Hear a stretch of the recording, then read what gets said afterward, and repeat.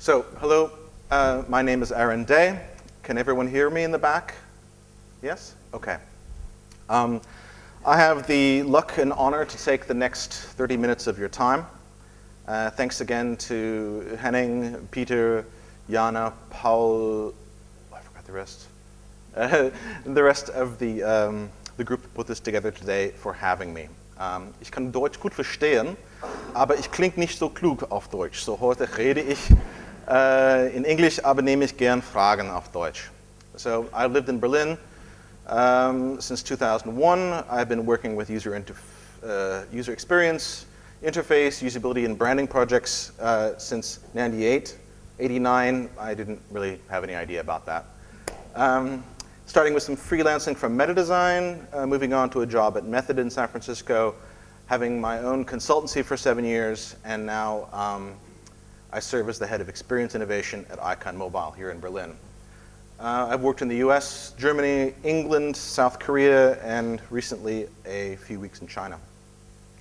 What got me into doing what I'm doing? Frustration, I would say.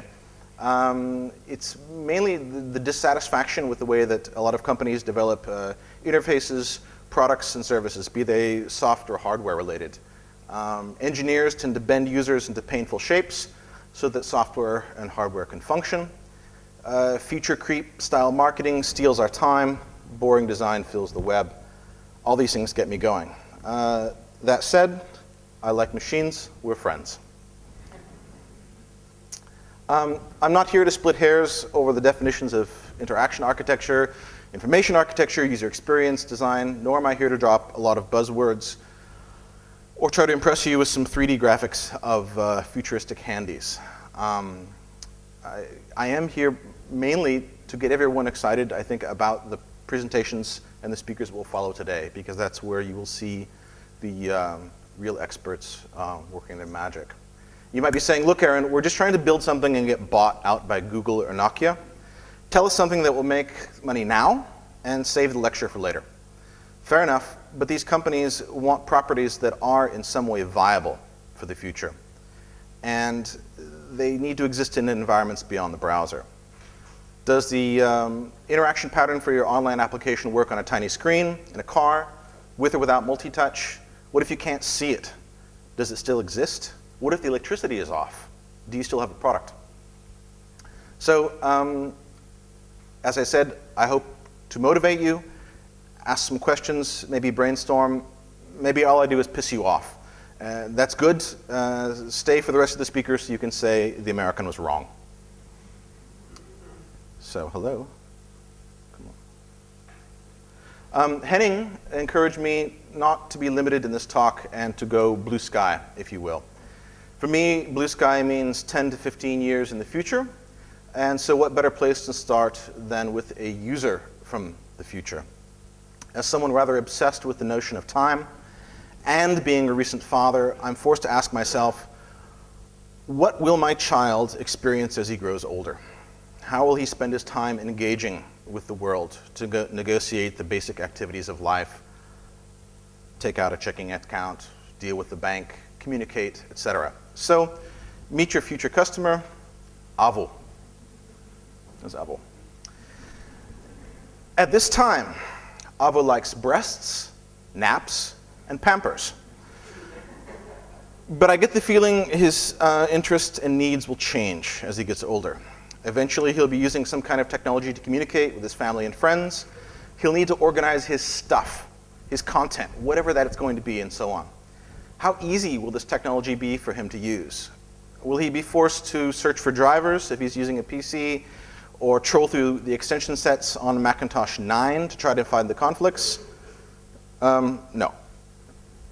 Will he have to stare at the OS X beach ball and feel his blood pressure rise every time that thing comes up?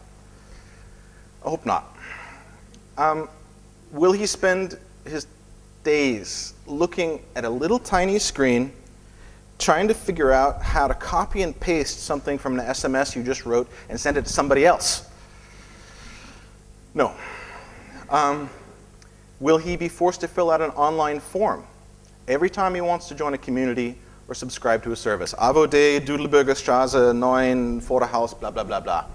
Again and again and again in the text fields. He'll have to put in his PIN numbers because no one's invented a secure, easy way for him to have a quick and easy identity. Or will there be an easier way?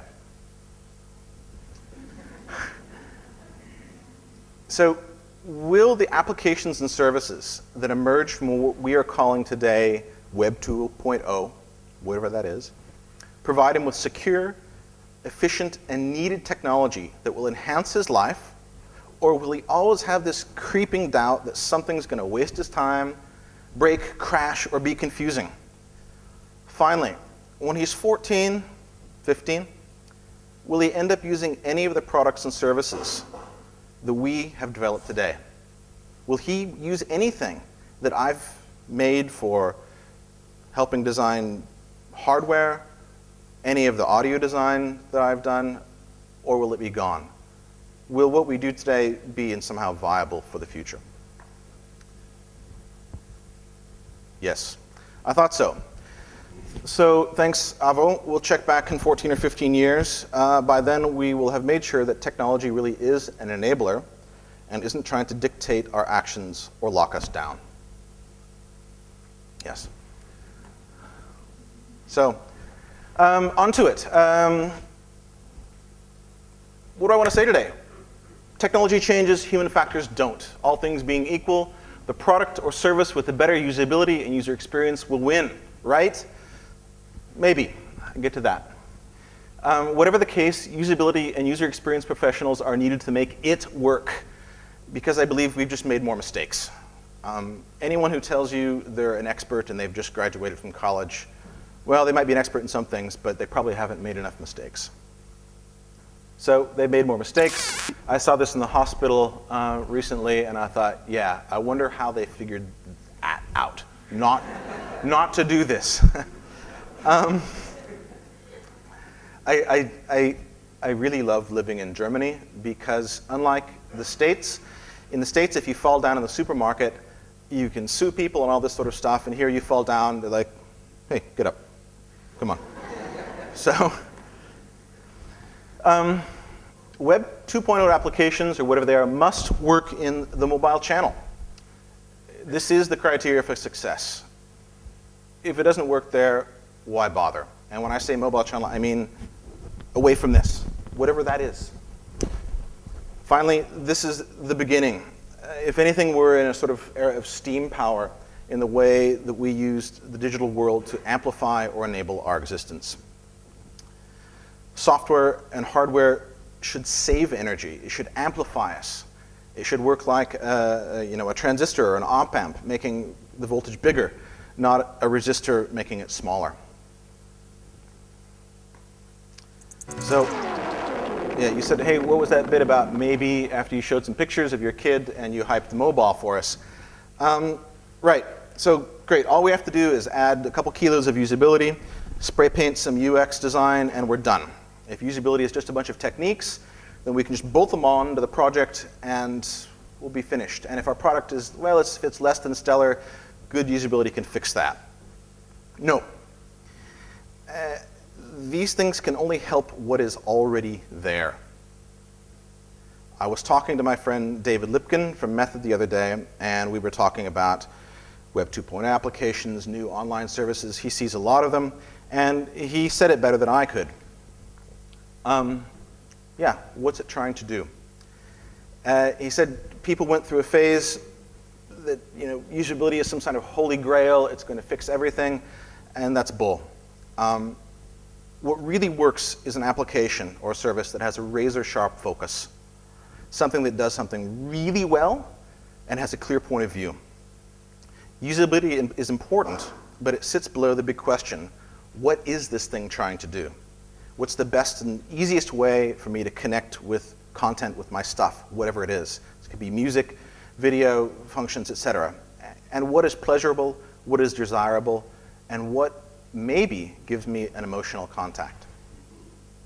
So, good usability won't fix a bad business plan, make up for bad luck, or a poorly designed product. However, if it's not good, it will stop it in its tracks. I work for a mobile company, and to most people that means little handies, boxes. I don't like handies at all. I don't really like telephones. I don't like the idea that just because I carry this, I'm obligated to answer it, so I often have it off, much to the frustration of my friends and occasionally my wife. But I do believe that untethering myself from machines, whatever they are, wherever they are, is the future. So mobility is, as my one of the partners at Icon Mobile said it very well, it's a context. It's not a box or a cell phone or a machine. As you step away from your laptop or your console where you work or whatever, you've gone mobile. It could be in your living room, it could be outside at a club, looking for your cat, whatever. So given that all Web 2.0 communities, and I was asked to address the communities today, are going to go mobile, are you ready to make that happen? And it doesn't mean taking the website and cramming it on a little bitty screen. It might mean finding what the salient points of your service are and making sure they work in this context. It might be making something completely different, but it has to work. The interaction flows have to work. And they have to work in different environments and different modalities. So as you read on the web, Intel Inside is now Data Inside. All this work to build up a new community, terabytes of stuff, and what happens if you can't get at the stuff? Then, well, to put it another way, the collective intelligence of the community is, of course, its value. But if it's frustrating to use it in the mobile environment, it's lost. So that's all fine. What are we going to do about it? Well, I think to make something truly usable, the one thing that we can do is try to save people's time. That's the only thing that we really own, and that is what is increasingly becoming more and more valuable for our users. Time and their privacy. I'll get to that later. Yeah.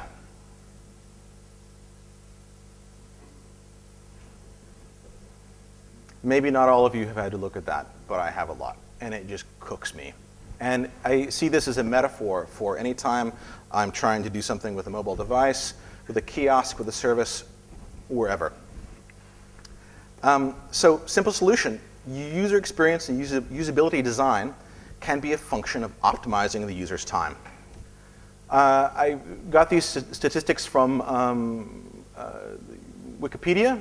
And so you've got 2,589,105,600 seconds in a lifetime for the average German woman. Slightly less for the man. 2,412,504,000 for the man. How many of these seconds are we going to use up in making bad or good interfaces? How much time is taken as a result of bad usability or interaction design? What if you were to add up all these little seconds, all these little bits in between? Would it amount to lifetimes? I know this equation has been done on a monetary level, but again, we don't really even own money. All we have is time. So if I can save some time, I think I've made my life better, a little easier. You can't, what's this making life easy? Life isn't easy at all, but it can be made less frustrating. Back to this. So, yeah. All right. So, at some point in time, people are going to look up from the little boxes they carry and say, enough. What I want isn't in the box, it's in the world around me. It's my friends, my family, my interests, enough staring at my hand, I want to look at the world. On a fundamental level, this is going to move a lot of information channels away from targeted actions that require your eyes to locate something on a screen and move them to passive, non-targeted actions. Not looking at the box means not having to double check such and such has happened. Getting the content I want and need with having to fiddle about it. Maybe I get an alert that tells me what something's happened through vibration or sound. I don't have a scanner, so I took a photo of my sketch here. This is horrible. It says, basically, as the size of the physical display decreases, the relevance of the auditive and tactile modalities increase. This I have been trying to tell to hardware manufacturers since 2001. Some of them believe it, some of them don't. But it's true. And the efficient use of these modalities, not as icing on the cake, but as something that's really going to supply us information when we don't need to use our eyes, is becoming more important every day. So the device knows what I want, when I want it, and to have that kind of ubiquity is going to take usability and user experience design to the next level. Human factors we can't change. And most of the time we think of them as most human factors as just the screen. Multimodal and multisensory interactions don't mean everything all the time. It means, ideally, if you have a bunch of things working together, that you only realize it when something's gone. Now, everyone's heard the Mark Weiser quote, that the most profound technologies are those that disappear. They weave themselves into the fabric of everyday life until they are indistinguishable from it. Now, when you use a mechanical machine, you don't think about, oh, this is the sound that the machine makes. I'm using a parking meter. If you open up a bottle of seltzer water and it goes psst, you know that it's working. You know that, okay, the fizz is inside. If it says mit Gas and you open it, it doesn't make that sound, you know something's wrong. But it happens instantly. And this is what I'm getting at when at least what I think Mark was getting at about devices and services in our life, is that they're instant. We don't have to think about them, and we realize that that it's not the sound that the machine makes, or it's not the notice that the machine gives us. Rather, it is the action happening. We are in motion. We are in the flow. To paraphrase Strunk and White, one of my favorites, user interfaces must be simple, clear, and concise. A navigation should contain no unnecessary features, a feature no unnecessary components, for the same reason that a drawing should have no unnecessary lines, and a machine unnecessary parts. This requires not that the designer make all his interfaces underworked, or that he avoid all detail and treat his subjects only in outline. Rather, he or she must be sure that every part is relevant. So, as Dr. Faber said earlier, I'm a musician, or have been, and one of the first machines that I really fell in love with was the TIAC A3340S. And you might think, oh great, retro technology. No, the magic of this box is it forces me to think outside the box. Before I could use this machine with its kind of expensive tape, and it's very linear, I had to rewind it to find the spots I wanted to move to. I had to come up with my ideas first. It forced me to focus. It forced me to think about what I really was going to create, and then it enabled me in a way such that I didn't have to worry about was it working when it was working. It gave me the feedback I needed. It had haptics, it had controls that gave really good tactile feedback with things turned on and off. And when I had this machine, I made a heck of a lot more music than when I'm using this. Now, Logic Audio is a very good application. You could say this is the Photoshop of sound, or we could just call this Photoshop. I have every option. I have every feature. I can do anything I want. And that means sometimes that I have no idea what I'm doing. I have no constraints. I can have 1,000 tracks. I can have 1,000 filters in Photoshop. I'm not being forced to focus my ideas and figure out what it is that I want to do, which in the end, what I want to say is there's more value in being clear than being dense.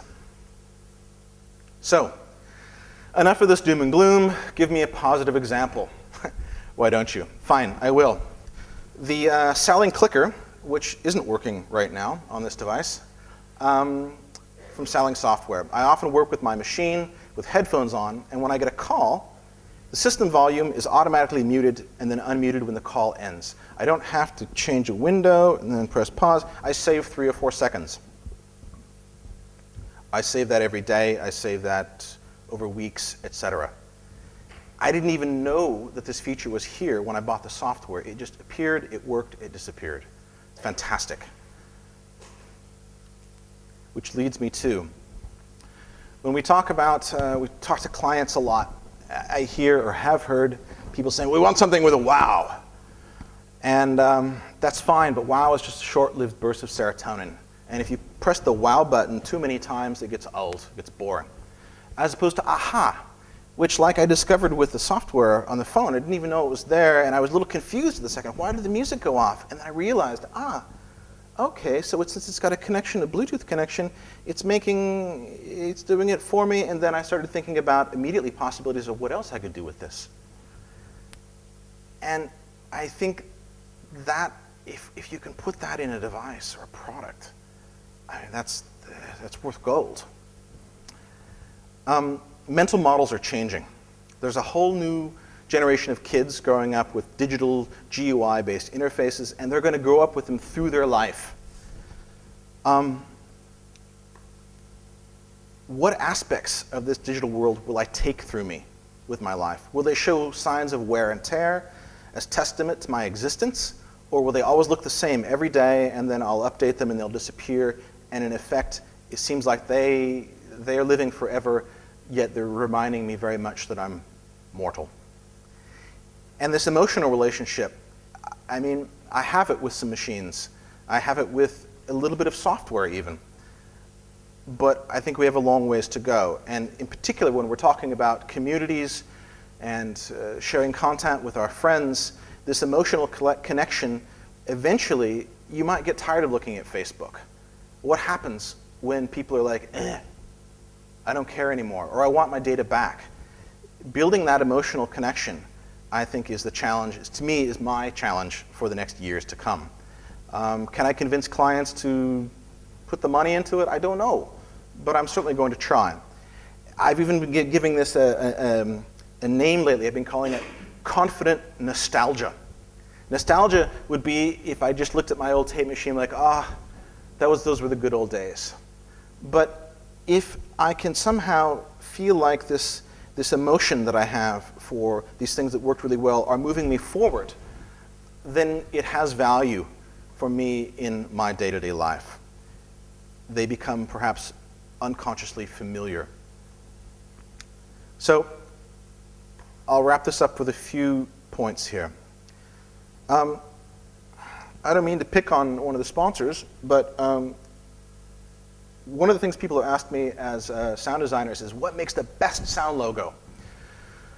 Or the most successful one. And the most successful sound logo is the one that you play 1 billion times to people. So it goes. And we hear this every day, versions of it, and there's more of them coming, and the noise floor is raising like a slow tide. Make it louder, make it brighter, make it blink really fast. I was getting wanted to get my LED flashlight. I won't shine this in people's eyes, but imagine when we start putting lasers on our phones, God forbid. So our acoustic landscape, as well as our visual landscape, is disappearing under a hash of PC fan noise, ringing cell phones, motor noise, LED lights. If you've driven on the Autobahn and you're behind the new Audis, and they've got these super powerful, narrow red LEDs. That's the brake light. It's supposed to tell you, like, warning, there's someone stopping. The guy hits the brakes, because the Audi is always passing you. The guys in the Audi are always passing you in the Autobahn. And he gets his brake lights, and you've got what one designer called lead pin. It's these probably 36 to a side grid is just drilled into your eyes. You look away, it's there. It's making your driving experience much less safe. And they could fix that if they put a frontal lens over them, or even went back to an incandescent bulb. It would cost more, but I think you wouldn't have this immediately. I get sort of a road rage, and I don't want people to pass me because I don't want to see their brake lights. Across from my office, some geniuses installed this post station with the brightest sign you've ever seen.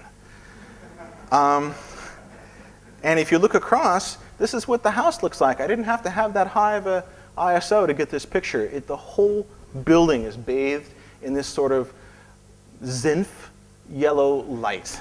And if I lived there, I'd have to buy some blackout curtains.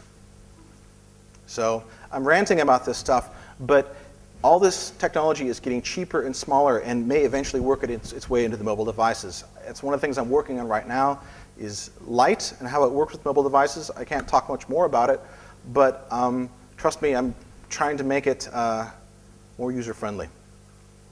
So, some contrary statements. It's Stefan Hoek is here. Stefan Hoek? Oh, he's not here. Okay. Well, he's going to give a talk later today that says, I think the thesis is that communities will eventually replace usability, that you won't have usability designers anymore. And I'm looking forward to this because maybe he's right. Maybe the user likes it broken. Maybe like my grandfather using his PC, as soon as he gets out of the single path that he knows, he gets really angry with me. Or people who only use the menus, they won't use keycaps. That's nearly brought my marriage to an end when I'm like, Apple V, use it. And so, but maybe people like that. Yeah, clinging to norms too tightly and telling people there's only one way to do things isn't going to work. There is no single overall design strategy or philosophy that defines good usability or good user experience. In my opinion, there's only perhaps examples of what it's not. So, my challenge, it's an easy one. Take away at least one concept from this conference and apply it to your business, process, methodology, whatever. There's 250, 300 people here that will be here today. And if everyone takes something that someone else has shown them, I mean, good composers borrow, great composers steal, and puts it into their product or service, then I think we will have amplified the time that we've all spent here today. And one last bit. I know, or at least I heard there was going to be some students here today, and I started writing this down, and I realized this is actually a reminder to myself. And of all people, it's a quote from, or a paraphrase from Robert Fripp. And he said, creativity is the capacity to re-experience one's innocence. Craft is how you get to that point. Maturity in a designer would be the point at which one is innocent at will.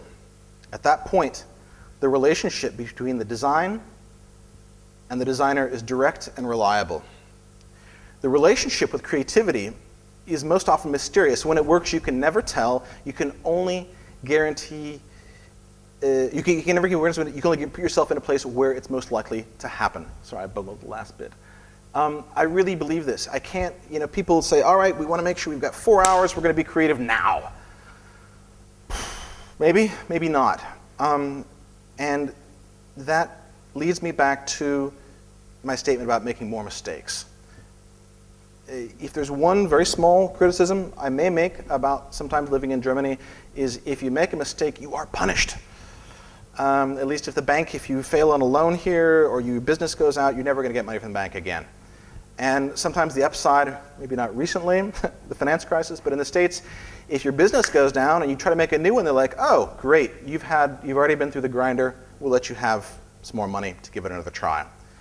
And so we see lots of signs, lots of warning signs. Do this and something bad happens. And so I was sketching the other day and I came up with this drawing, which I think perhaps summarizes my idea about mistakes, is that you have to make them before you can go farther. So I hope I haven't pissed people too off much or taken too much of their time. Thank you. We'll see you soon.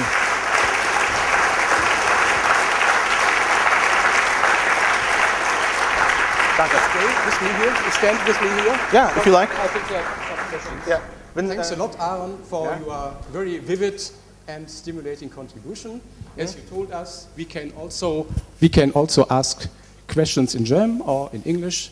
Who likes to start? Okay. I'd like to refer to your saving time, and I don't completely agree with that. Okay. I would call that give value to time. And I'll give a very short example. My grandmother, she goes to the medical doctor almost every day. She doesn't need to, but she likes to meet other people there while she's waiting. Mm-hmm. And this, of course, means that the doctor, he's losing a lot of precious time, and the efficiency of the healthcare is not working so well. But for her, this is healthcare quality. It's one of the things she's looking for. So if that service would be well designed, I'm a service designer, this is why, I think both of them, so he would not lose this time and she would get the opportunity to meet other people. But this is what I say, it's not saving time, it's giving value to your time. I go to the farm market to get organic food, I lose time. It would be much easier to get it in the supermarket or much faster, but it gives me quality, a certain quality. I agree. Especially about the medical profession. It's one of the statistics I wanted to put up. If I had some figures, a cataract treatment runs around $2,500 US dollars.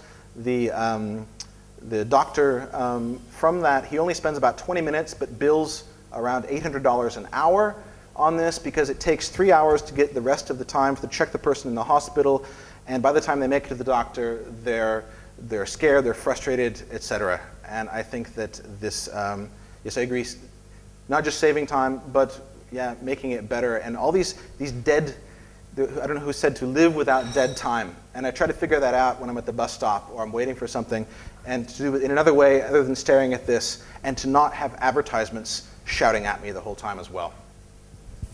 And I think your kid will make it much faster than 14, 15 years. I think it will take about 5, 6 years. We'll see. If anyone wants to give me any advice about how, when you start exposing kids to certain kinds of media or applications, I'll open. Find me later. Yeah, thank Questions? you. Are there other questions? Well, sorry. I was struck when you were talking about the mobile world and the difference between applications or stuff which is tethered in a browser and mobile things that maybe we need to start referring to things in a different way so that the mobile becomes normal. I agree. And so the word disappears completely. I think And the you say distinction is something's already tethered. blurring. Yeah. What that's going to be called, I don't know. But right now, I see no difference. The extension, it's just I see a lot of stuff that doesn't work well. Yeah. But I was thinking as well, maybe you need to need to start calling stuff which only occurs in a browser, I don't know, tethered or something. Give it a more negative It's a good idea. connotation. Say it's a tethered application. Or I would say that people who only have applications or services that are working in the browser wouldn't be so excited about that. But Yeah. I agree, it might encourage them. Okay, So, thank you. Alice? Any more Okay. questions? So, I have a question. okay. You told us one has to take into account emotions when designing a new interface. And the question is, and you gave some examples for that. Could you tell us what are the main emotions, as to your opinion, that we should take into account if designing a new interface? I don't know if it's an emotion, but I would say trust. If you don't trust the thing, if you're hedging your bets, if you don't know that it's going to happen, whatever it is, that's a bad feeling. And I gave an example earlier to another interview I had for someone, and they said, "Well, what interface or what do you really love as products?" I love my Küchenprofi Eisentopf because I trust it completely. I know exactly what it's going to do, when it's going to do it, how it's going to work with the food, and I have this wonderful emotional, it's not just the stomach talking, it really is an emotional relationship with this thing because I know it's going to be with me, hopefully, for the rest of my life. And if that sense of trust could be somehow injected in services, as the woman said earlier, if you know when you're going to the doctor, you're confident if you know what's going to happen, when it's going to happen, or if I'm interfacing with my device, I know what's going to happen, when it's going to happen. Well, it's going to imbue a sense of trust, even down to the level of synchronizing key presses. If the feedback you get from a device is delayed, then it announces itself that this is not a real thing, rather it's some sort of process going on. Okay, thanks a lot. Yeah. Some more questions? We still have time, a little bit. Must not be. We could get on with the next drink speaker. coffee too. Okay. Okay, I think then we have now our coffee break. Thanks. Thank you. I think we meet again in 50 minutes.